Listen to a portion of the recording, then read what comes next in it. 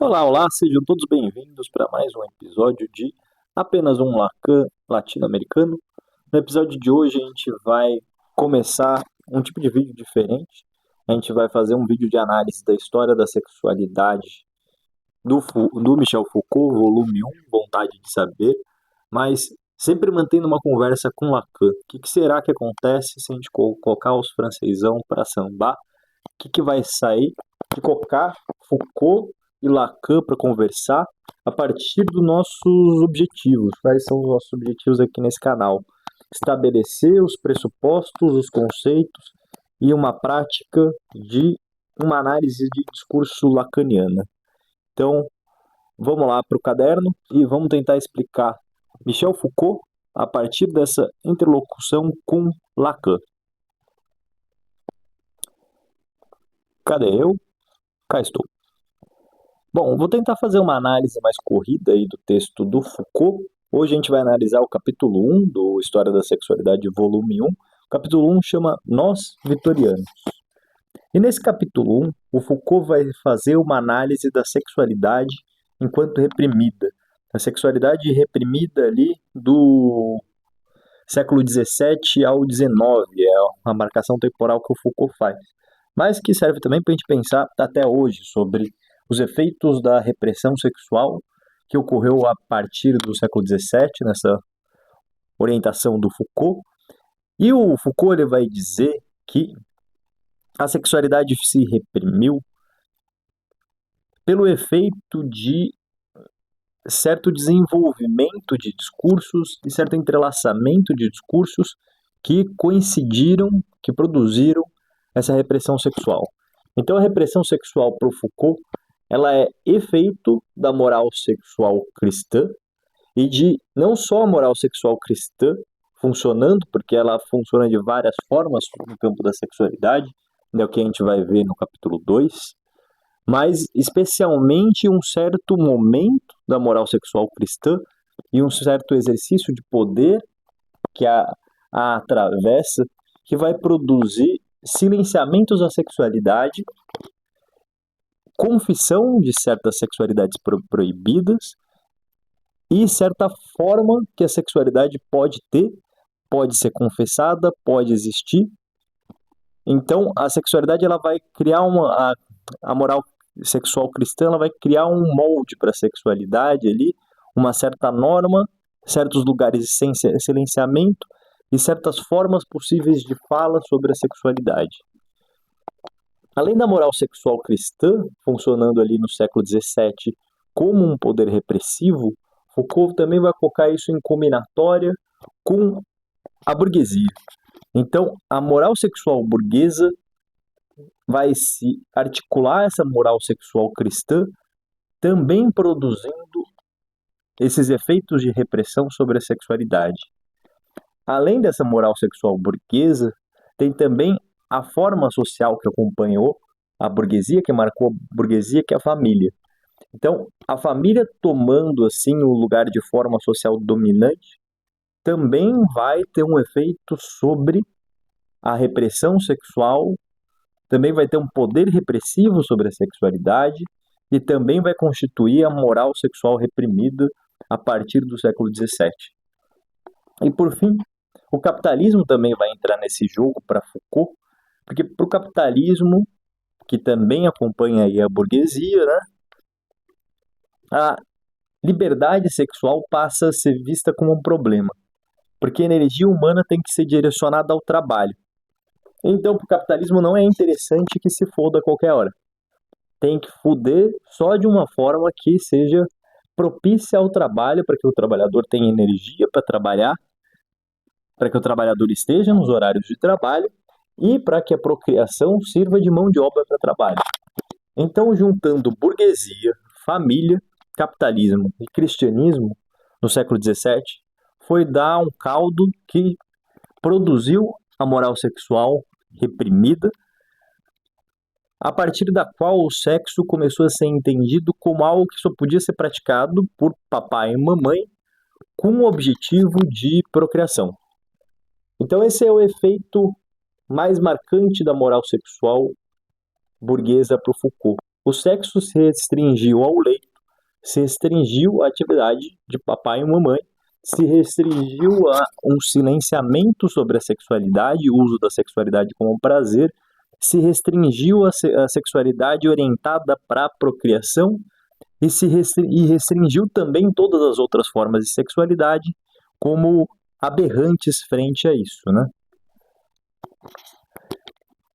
E Foucault vai trazer também que, junto com a norma de que a sexualidade ficava confinada na família conjugal, o poder repressivo que conforma essa forma de sexualidade, ele teria como função fazer silenciar, fazer desaparecer e tornar inexistente outras formas de sexualidade. Quais outras formas de sexualidade? Todas aquelas que fogem à família sexual, à família reprodutora, como forma possível da sexualidade, né? Outro ponto do Foucault é que o poder repressivo, ele não apenas cria uma norma e silencia as outras possibilidades de existir, mas o poder repressivo ele também cria certas zonas no qual o sexo pode funcionar de outra forma, certas zonas de silenciamento, certas zonas onde se é possível falar de sexo, mas de determinados modos. Então, cria-se o lugar periférico, por exemplo, do prostíbulo, mas também cria-se o lugar periférico do manicômio ou do consultório médico ou do consultório psicanalítico, no qual pode se falar sobre sexo, mas se falar sobre sexo numa determinada forma. Ou, por exemplo, o confessionário, onde é também permitido que se fale sobre sexo, mas sobre sexo de determinada forma. Então, o poder repressivo ele cria a norma, mas ele também cria essas espécies de bordas ou de litorais ali que vão marcar diferenças, vão marcar os desvios, vão marcar formas de se falar sobre o sexo. Depois desses comentários onde Foucault vai entender a moral sexual reprimida através dessa síntese aí entre cristianismo, burguesia, família e capitalismo, e essa moral sexual ela sendo mantida, ela sendo exercida através de um poder repressivo que marca uma norma da família conjugal e marca as proibições, marca os silenciamentos. Foucault vai entrar muito diretamente no embate com Freud. E isso é bastante interessante, obviamente, para nós psicanalistas, né? Em especial porque no campo da psicanálise há toda uma reverência infinita ao Freud. Sabe-se lá por quê, muito importante para os psicanalistas ficarem defendendo a imagem de um Freud revolucionário, que sinceramente é uma imagem que não sobrevive a uma leitura muito crítica da obra do Freud. O próprio Freud ele divulga essa imagem dele mesmo como revolucionário, só que o Foucault vai fazer uma análise completamente diferente do Freud. O Freud não aquele como o libertador da sexualidade reprimida e como um médico, um psicanalista que passou a orientar a possibilidade da liberação sexual. Muito pelo contrário, Foucault vai colocar Freud no lugar da normalização, como parte integrante do poder repressivo, como parte integrante do poder disciplinar, que cedeu ao médico, ao psicanalista, ao psiquiatra, o lugar de ditar o que é certo, o que é errado, o que é normal e o que é anormal, o que é louco, o que é são, o que é saudável, o que é doente, e que Freud teve um papel importantíssimo, então, no exercício desse poder repressivo sobre a sexualidade, desse poder disciplinar sobre a sexualidade, no qual ele marcava com a psicanálise o que é uma sexualidade saudável, o que era uma sexualidade desviante. E isso é muito claro na obra mesmo do Freud, como nesse pansexualismo da obra do Freud, os conceitos de psicodiagnóstico, eles são sempre atravessados pela sexualidade e pela sexualidade entendida nos desvios que produziriam sofrimentos, seja na perversão, claramente, mas também na psicose, também nas neuroses, também na fobia, na obsessão, na histeria. Tem ali marcas do Freud marcando certas formas de sexualidade como aquilo que produziria adoecimentos, e marcando também uma direção de cura, né? Então Foucault vai colocar essa crítica muito clara, que Freud está no lugar da normalização dos discursos sobre o sexo. E coube a psicanálise certo exercício de disciplinar, de dizer quais que são as formas saudáveis e as formas aberrantes do sexo, mesmo que isso tenha assim um certo véu na própria psicanálise, né? O próprio Freud, a gente pode pensar como um autor que teve o seu lado revolucionário, mas também teve uma série de conservadorismos. A gente pode ler na obra do Freud uma série de machismos, a gente pode ler na obra do Freud uma defesa patriarcal muito manifesta, a gente pode ler na obra do Freud a marcação da homossexualidade como um desvio, muito claramente, na sua homofobia. A gente pode ver na obra do Freud a forma como ele defende a forma família como inevitável e aprisiona o sentido e próprio sentido da sexualidade, a forma família através do conceito de Édipo. Então me parece que os canalistas, eles têm, por algum motivo, muito medo de falar do Freud conservador, para além do Freud revolucionário, e mantém muito vivo a imagem de um Freud revolucionário num discurso de um mestre, assim, muito afeito à psicanálise até hoje, e o Foucault derruba isso sem dó. Então, uma situação importante ali do Foucault, cito, com que prudência médica, com que garantia científica de inocuidade, com quantas precauções, para tudo manter sem receio de transbordamento, no mais seguro e mais discreto espaço entre divã e discurso, ainda um murmúrio lucrativo em cima de um leito. Denuncia-se o conformismo de Freud e as funções de normalização da psicanálise. Então, muito claramente, o Foucault está dizendo que o capitalismo colocou o discurso do Freud, ele colocou a psicanálise como um discurso que lucra em cima dessas formas de diagnosticar certa sexualidade como desviantes, como a medicina, ela ficou nesse lugar disciplinar de dizer o que é certo e o que é errado, como a medicina, num discurso científico, ela produz essa forma de transformação da sexualidade em algo um tanto inócuo e cerceado de preocupação cientificista para que a coisa não transborde. E coloca Freud como conformista e como normalizador. Muito direto, né? Depois vamos ver. Sim. E basicamente, esse é o movimento do texto do Foucault, fazer uma análise da repressão ali dos vitorianos, na burguesia, na família, na igreja, no capitalismo, e fazer uma análise do poder repressivo. No segundo capítulo, a gente vai ver como o texto do Foucault dá uma baita de uma guinada. E essa análise do poder repressivo que o Foucault parecia que estava defendendo, ele passa, no fim das contas, a atacar aquelas análises que reduzem a análise da sexualidade a esse poder repressivo.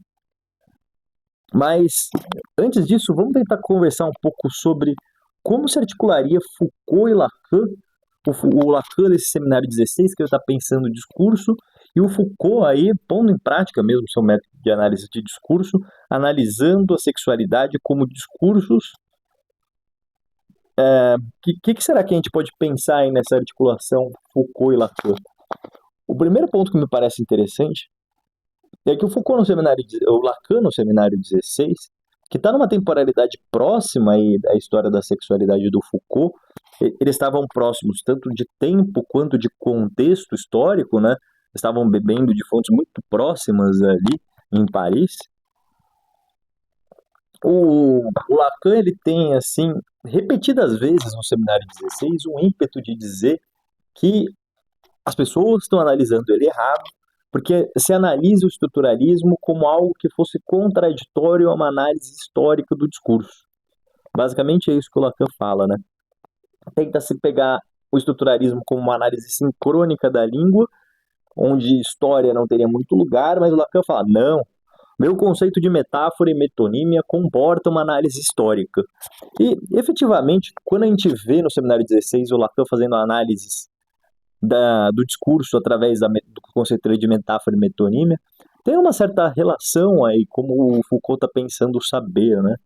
O Foucault está pensando o saber tanto nesse movimento assim, histórico-cronológico, que tem os seus marcos e tem os seus desenvolvimentos, seus avanços. Então, por exemplo, como o discurso do cristianismo sobre a sexualidade foi diferente no século XVII, no século XVIII, no século XIX, como essas diferenças foram construindo um caminho aí, uma série de transformações que foram produzindo um efeito sobre a sexualidade.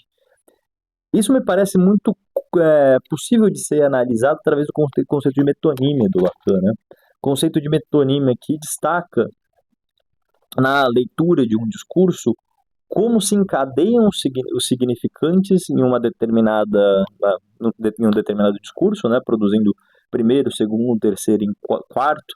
Então, o movimento de encadeamento de significantes para o Lacan, ele é mais importante para a significação do que o significado que acaba sendo um efeito desse encadeamento significante, daí a ideia de que significado de que haveria uma supremacia do significante sobre o significado em Lacan.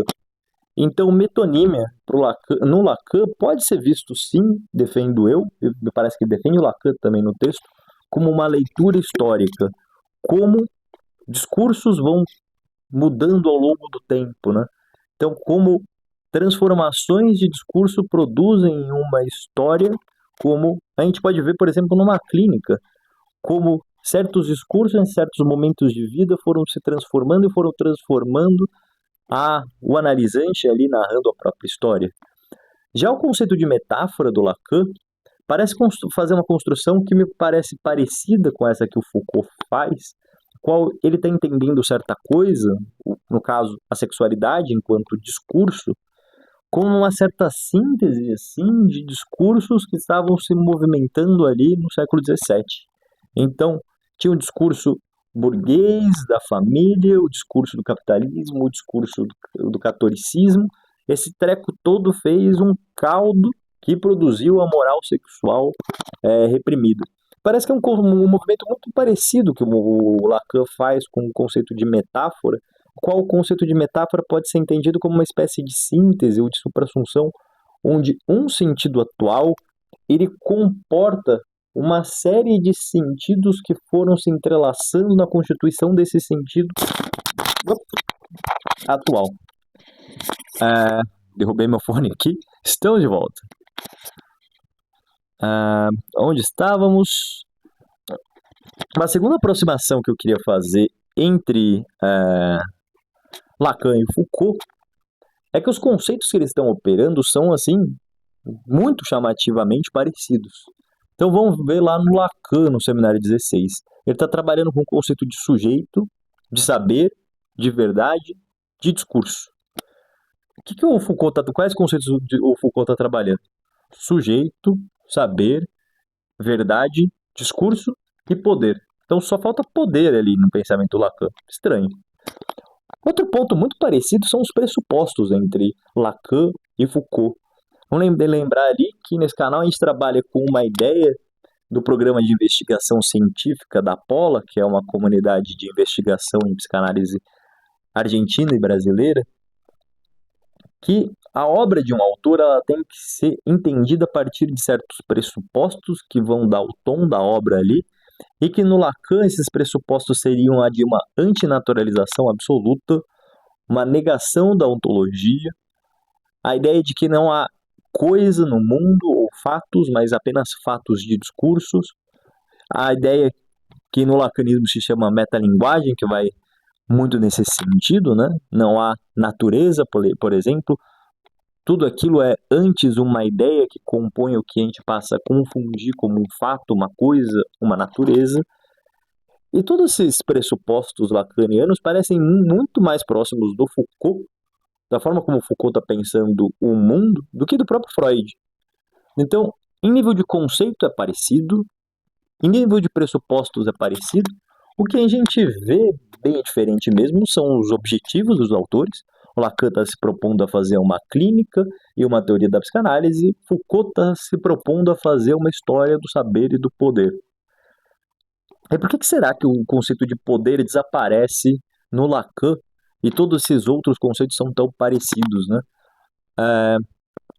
Eu tenho uma hipótese que o conceito de gozo tem a ver com essa história. O conceito de gozo ocupa um lugar não assim parecido, mas talvez um tanto homólogo na ideia do pensamento do Lacan.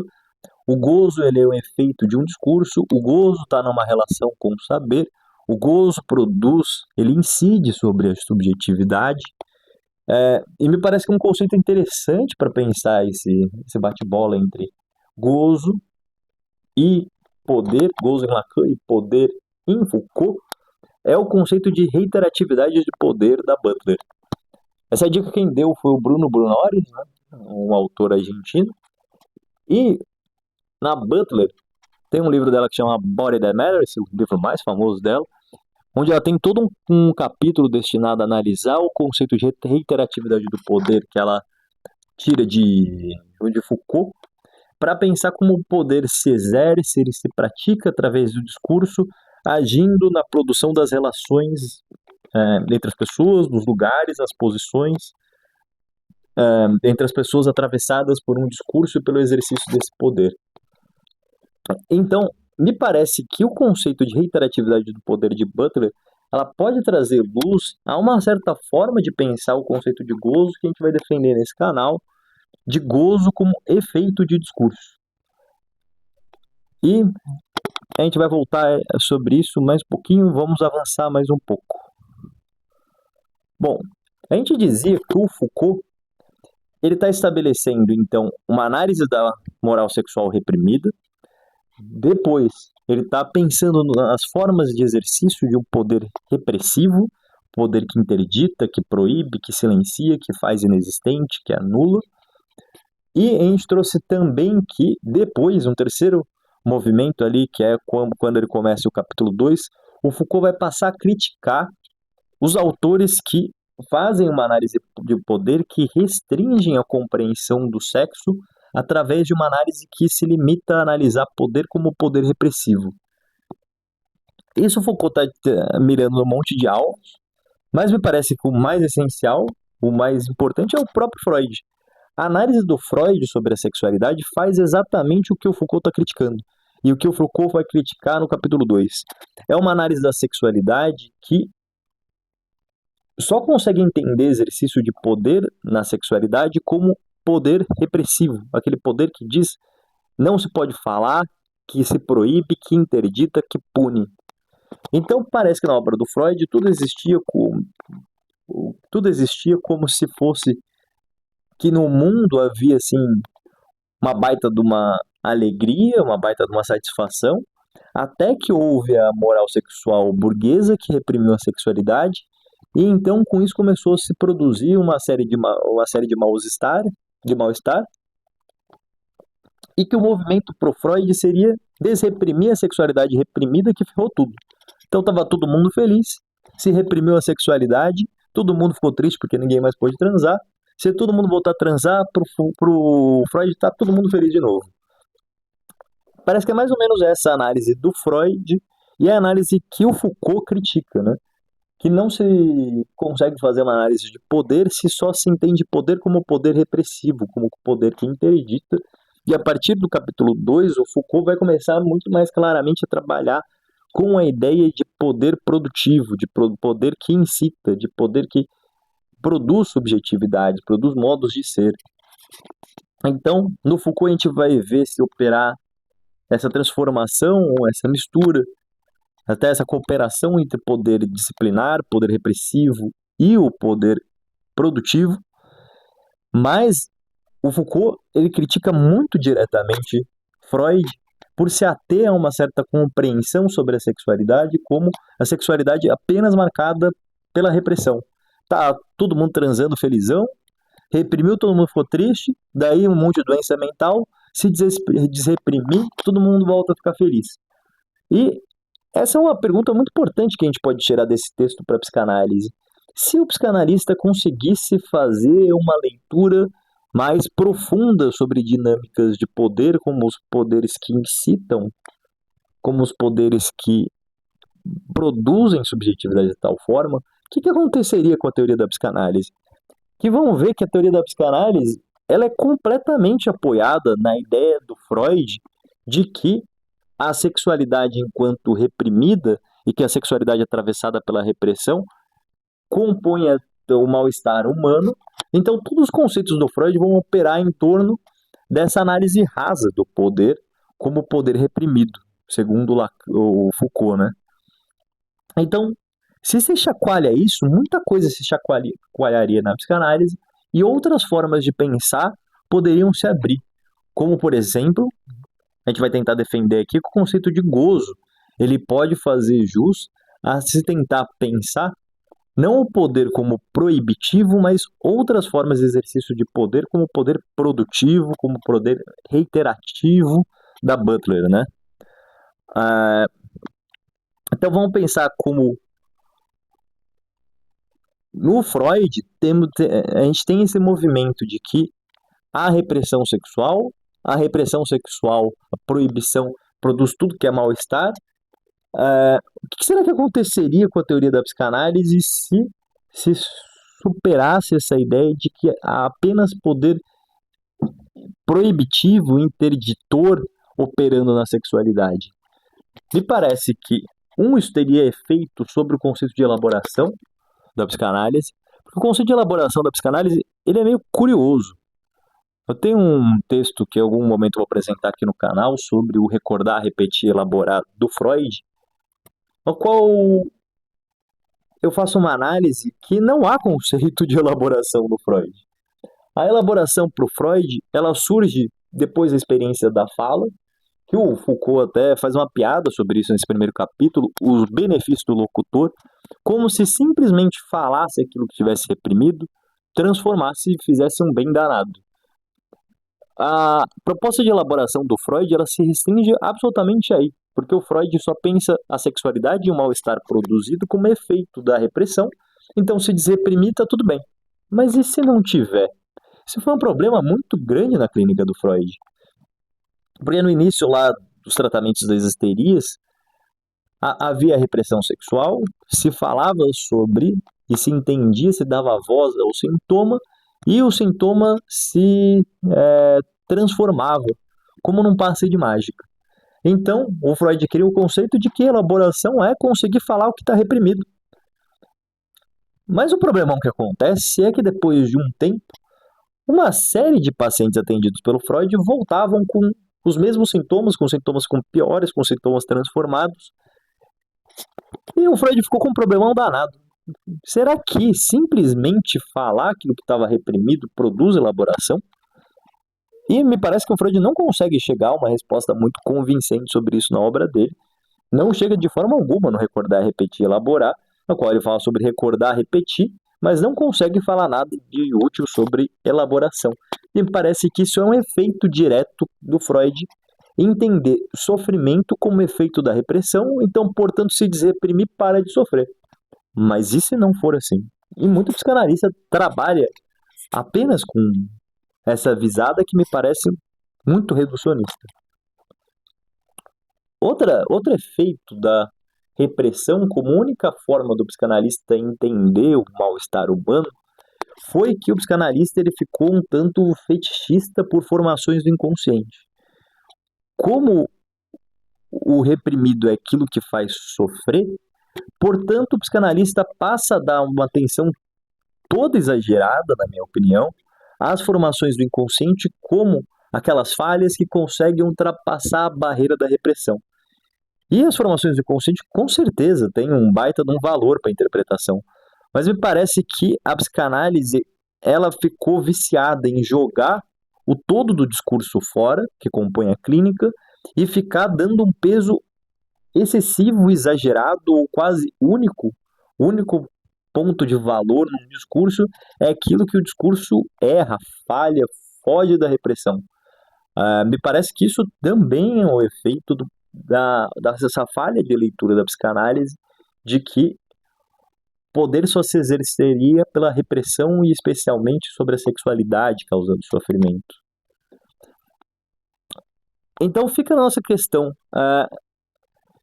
Se a gente conseguisse na psicanálise fazer outras formas de análise de poderes que produzem, poderes que reiteram, poderes que são práticos, poderes que incitam, o que será que a gente conseguiria pensar enquanto outras formas de ler, outras formas de interpretar na clínica? É esse é o desafio que a gente vai tentar traçar aqui com esse bate-bola entre Foucault e Lacan, e vamos vendo no que dá isso. Mas me parece que o conceito de gozo vai jogar um papel essencial nesse jogo. E lembrando que isso é uma hipótese de pesquisa. A gente não faz a menor ideia de para onde vai dar isso. Pode ser que dê tudo completamente errado e a gente pare em lugares que a gente não imaginava. Mas a gente vai seguindo aqui, trazendo Lacan, uma análise de discurso do Lacan, trazendo Foucault e trazendo outros teóricos aí para a gente seguindo essa conversa, especialmente teóricos do campo do racismo, do sexismo, das teorias de gênero, para a gente ir pensando como esses teóricos estão absorvendo esses conceitos e colocando eles em prática, talvez de formas mais interessantes que nós, psicanalistas, conseguimos fazer até agora. É isso. Quem puder, curta, compartilhe para incentivar o canal, inscrevam-se, porque a gente vai seguir nesse movimento e a gente se vê. Um abraço, até o próximo episódio.